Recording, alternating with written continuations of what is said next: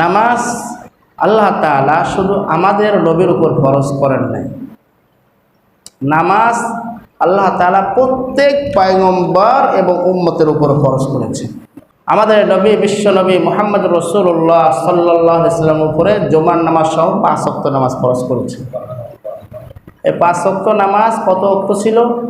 50 ওয়াক্ত ছিল।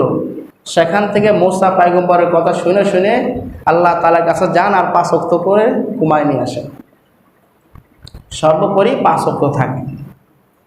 এই 5 ওয়াক্ত যে ব্যক্তি নামাজ আদায় করবে আল্লাহ তাআলা তাকে 50 ওয়াক্ত নামাজ পড়ার সব তার আমলনামায় জমা করে দেবেন।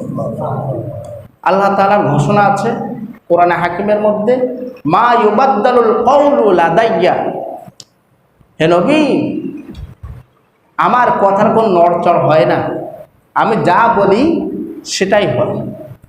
আমি যে বলেছি তোমার উম্মতের উপরে 50 ওয়াক্ত নামাজ, এটা ঠিকই থাকবে, তারা পড়বে 5 ওয়াক্ত আর আমি তাদের আমল নামায় 50 ওয়াক্ত নামাজ পড়ার সব জমা করে দেব।